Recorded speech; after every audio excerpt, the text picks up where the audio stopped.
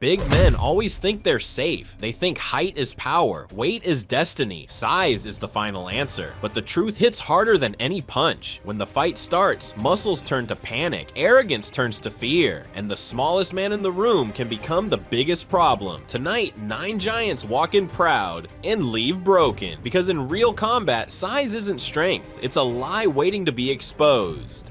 Number 1. Sai's myth shattered. He stepped into the space like the outcome was already stamped in stone. Taller by a mile, broader across the shoulders, with a posture that said, "This won't take long." The smaller fighter across from him didn't puff up, didn't bark, didn't stare him down, he just breathed. Slow, controlled, calculating. The big man opened with long, heavy steps, trying to corner his opponent, but his size worked against him. Every movement looked sluggish, like he was dragging weight he didn't know how to carry.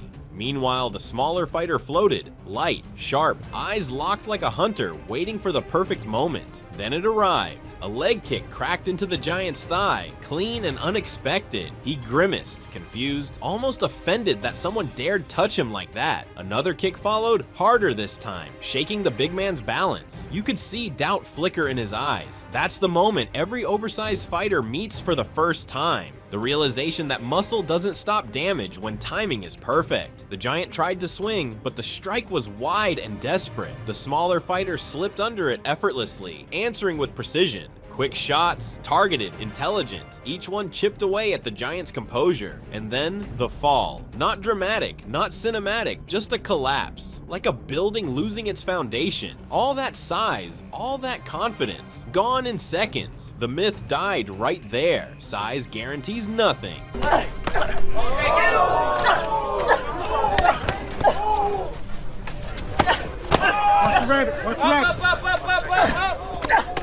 Number 2. 7-foot monster humiliated. Some fighters look like they were designed, not born. This man was one of them. 7 feet tall, massive arms, a presence that made the room feel smaller. Spectators didn't expect a contest. They expected a finishing blow delivered by pure mass. But intimidation only works until someone refuses to be intimidated. The smaller fighter didn't back up, didn't even blink. He stood calm, centered, grounded, like he'd faced giants before and learned one thing: height is useless if you can't defend your chin. At the bell, the giant lumbered forward, swinging wide, hunting for a knockout without setup or caution. His punches carried force, but no accuracy. Each swing left open windows wider than the door he'd entered through. The smaller fighter slipped inside those openings with laser-focused punches straight down the middle. Sharp strikes that snapped the giant's head back. The crowd felt the shift. Confidence drained from the giant's face. Panic crept in. He tried to reset, but his legs betrayed him. When the final combination landed, a tight, fast sequence, the giant's knees buckled, his arms dropped, and he toppled like a collapsing tower. The roar of the crowd wasn't celebration, it was shock, a reminder that the taller man has farther to fall.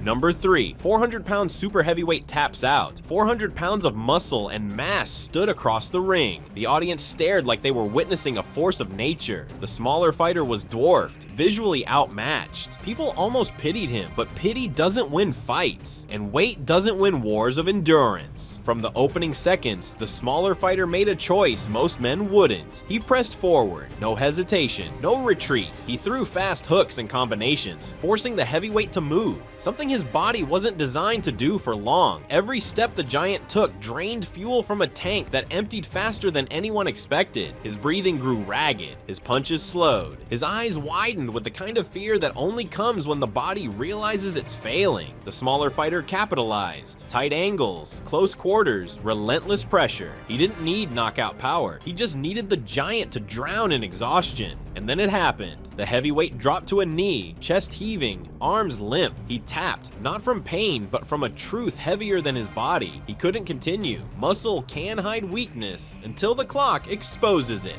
In Japan, right now, what a fight we have going on here. The fourth fight. Oh, Goliath, the martial arts, boxing, going at it right now. This fire and this. Number 4. Cocky giant dropped cold. Confidence is one thing, Arrogance is another. This giant walked in with a grin, waving to the crowd, bouncing like he already tasted victory. He didn't respect the man in front of him, not even for a second. When the bell rang, he charged. No game plan, no strategy, just raw aggression and blind belief that one heavy punch would end everything. He threw wild, looping punches, shifting his weight recklessly, leaving his chin exposed like he didn't think consequences applied to him. The smaller fighter saw it all. He didn't rush, didn't panic. He waited, watching every mistake unfold. And then the opening. A dropped hand, a lazy step, a sloppy swing. The counter landed like a hammer. The giant's body went rigid, eyes frozen in disbelief before he collapsed backward, limbs stiff, silence swallowing the room. One moment loud, the next completely still. Ego never survives the punch it doesn't see coming. He himself, 86, no rules fights. Boy, some firing going on. Igor Volkovich going right at Paul Barlins with a right to left, down the leg. Paul Barlins trying to tie him up. Number 5. Baby Hulk destroys a tall, trained fighter. He didn't look like the typical underdog. Short, stocky, explosive. But compared to the tall, technically trained opponent in front of him, he seemed outmatched in reach and experience. The taller fighter tried to control distance, using long arms and footwork, believing space would guarantee safety. But Baby Hulk turned the fight into chaos, closing the distance every chance he got. Underhooks, scrambles, pressure. He suffocated the taller man's movement. On the ground, the difference became painful. The tall fighter's technique unraveled under pressure he wasn't ready for. Baby Hulk transitioned relentlessly, locking positions, firing strikes, draining every ounce of confidence from the man beneath him. The tall fighter's breathing turned frantic. His movements lost form. Panic replaced strategy. And as control slipped away, so did any illusion of advantage. Height can help, until someone refuses to let you stand. Right long, yeah. Teeth. Your left, yeah. Teeth.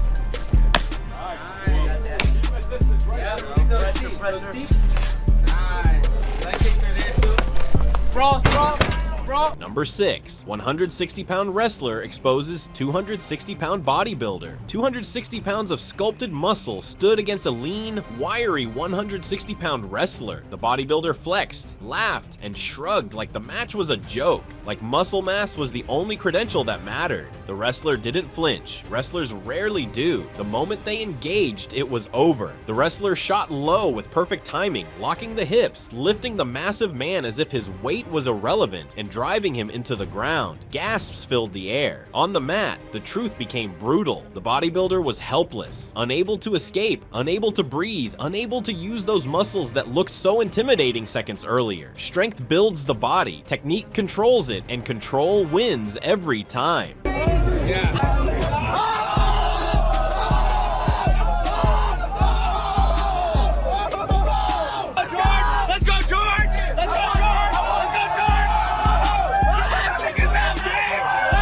Number 7. Sumo and super heavyweights destroyed. A sumo fighter carries a kind of power most people can't comprehend. Pure mass, explosive bursts, overwhelming force. But in combat sports with movement and striking, that power comes with a cost. From the first exchange, the heavyweight struggled to keep up. The smaller opponent circled, jabbed, and stayed mobile, forcing the sumo to chase angles he couldn't physically sustain. Every movement tightened his chest. Every second drained stamina. When his guard dropped, the smaller fighter unleashed a fast combination that landed flush. The giant staggered, legs wobbling, and fell under the weight of exhaustion and impact. He didn't lose to punches alone. He lost to his own body. In fights, immobility is defeat waiting to happen.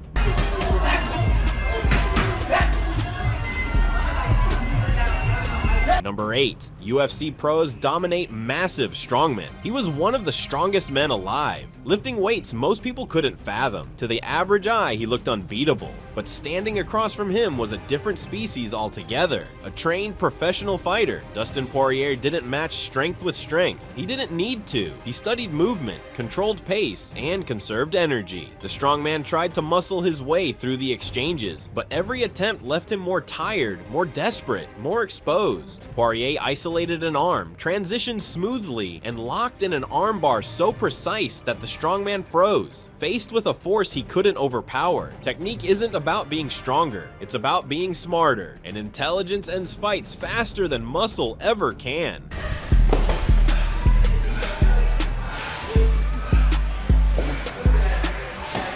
Number 9. Arm wrestling legend toys with bodybuilder. The bodybuilder walked in loud, taunting, laughing, flaunting his muscles in front of fans. He believed sheer size could overpower an arm wrestling legend. He believed the rules didn't apply to him. Devin Larratt didn't react, didn't rise to the bait. He simply set his grip, anchored his wrist, and waited. When the match began, the outcome was immediate. The bodybuilder strained, veins bulging, face twisted with effort, but the arm didn't move.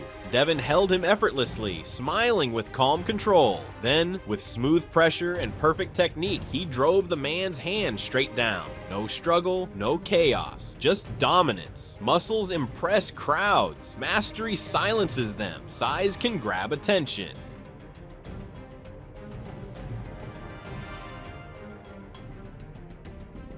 But it doesn't win a fight. Every giant here walked in confident and walked out humbled. Because control beats chaos, patience beats power, skill beats size. Real strength doesn't talk, it waits. And when it finally speaks, the fall is unforgettable. Which moment hit hardest? Which giant fell the fastest? Drop your thoughts below. This is Real Fight Moments. And the next one might be even colder.